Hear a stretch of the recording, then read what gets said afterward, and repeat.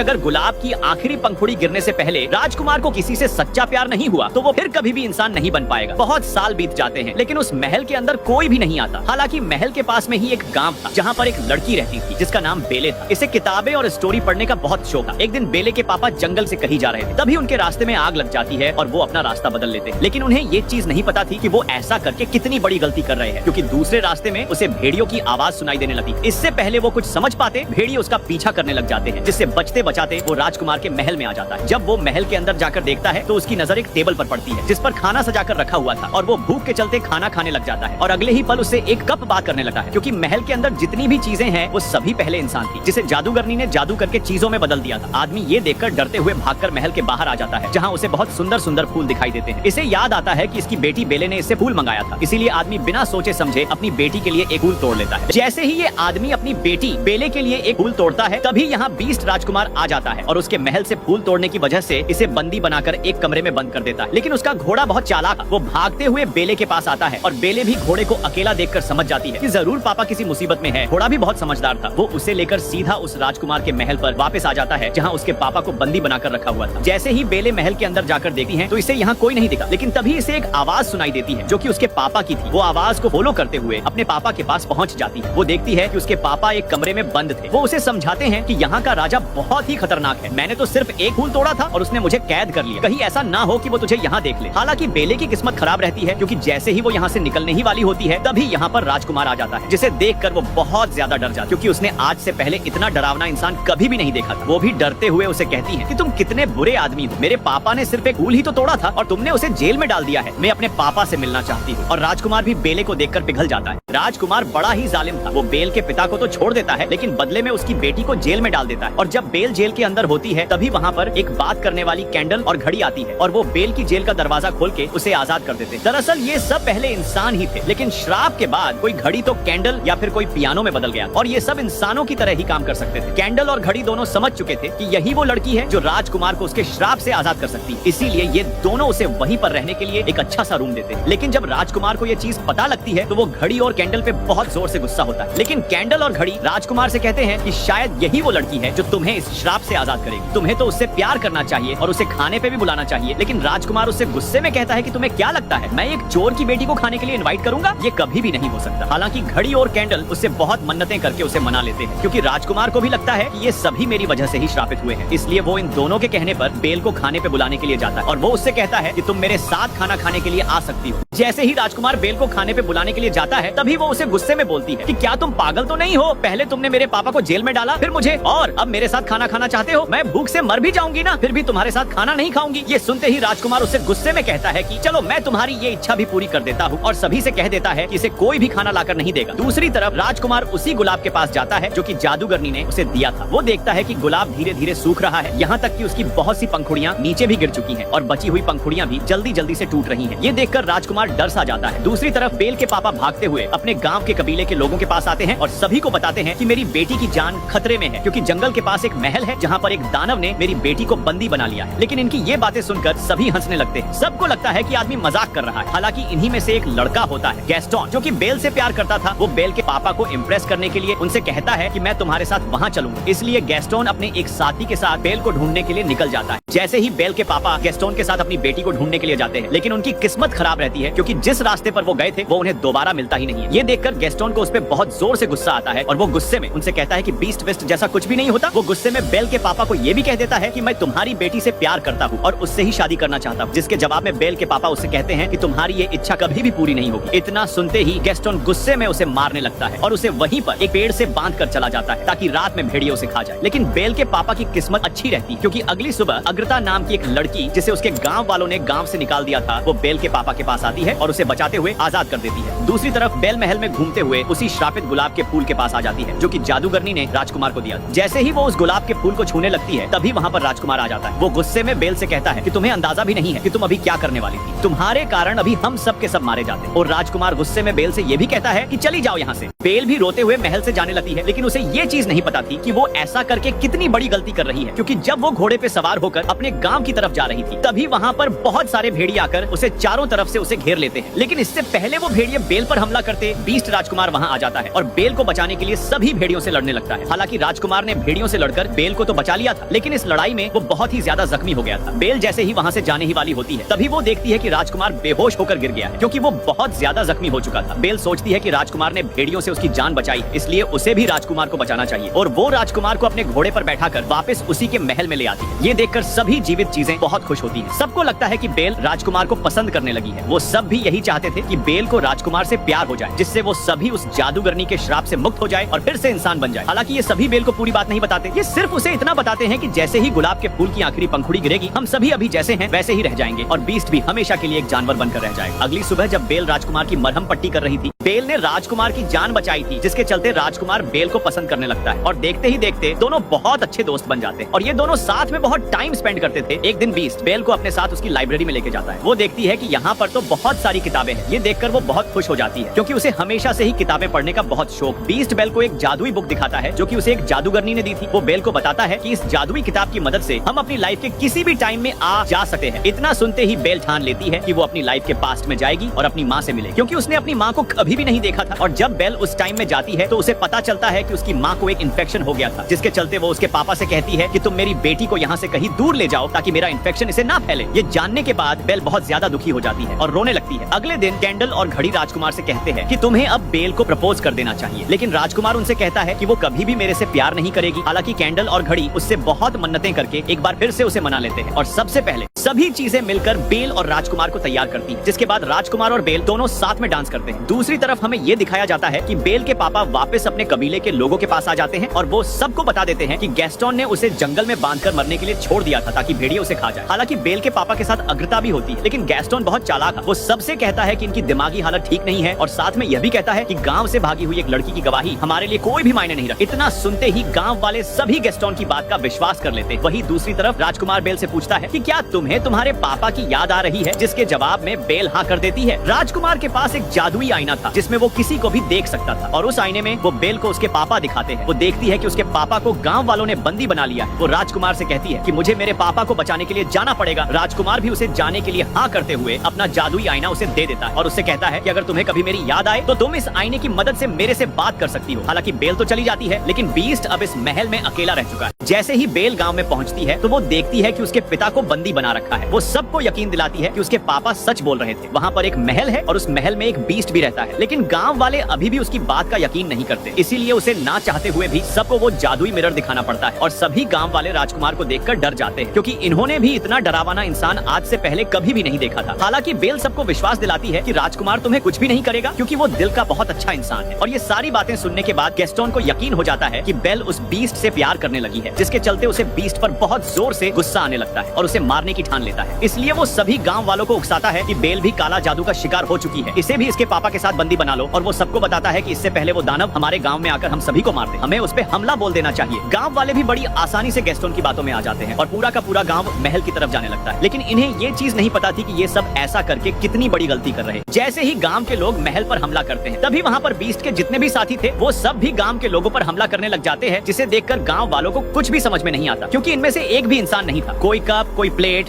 तो कोई अलमीरा और सब अलग अलग चीजें थी। हालांकि गैस्टोन को इनसे कोई भी मतलब नहीं था, उसे तो बस राजकुमार को मारना था। महल में बहुत ढूंढने के बाद गैस्टोन को राजकुमार मिल जाता है और गैस्टोन उससे कहता है कि तुम्हें क्या लगता है कि बेल तुमसे प्यार करती है? वो ही हम सबको यहाँ लेकर आई ताकि तुम्हें मार सके। ऐसा कहकर गैस्टोन बीस्ट पे गोली चला देता है, जिससे वो महल से नीचे गिरने लग जाता है। लेकिन उसकी किस्मत अच्छी रहती है, क्योंकि वो महल के किनारे को पकड़ लेता है। इससे पहले गैस्टोन दूसरी गोली चलाता, तभी वहाँ पर बेल आ जाती है। वो बीस्ट को बचाने के लिए गैस्टोन की गन पकड़ लेती है और इसी हाथापाई में गैस्टोन भी नीचे गिर जाता है और उसकी गन भी उसके हाथ से छूट जाती है। जैसे ही बीस्ट नीचे गिरने वाला होता है तो बेल उसे आवाज लगाती है और वो उससे कहती है कि मैंने गांव वालों को रोकने की बहुत कोशिश की, लेकिन किसी ने भी मेरी बात नहीं सुनी। ये सुनते ही बीस्ट में हिम्मत आ जाती है और वो ऊपर आकर गैस्टोन से लड़ने लगता है। इस लड़ाई में बीस्ट उसे गर्दन से उठाकर जैसे ही महल से नीचे पटकने वाला होता है, लेकिन तभी सब्सक्राइब और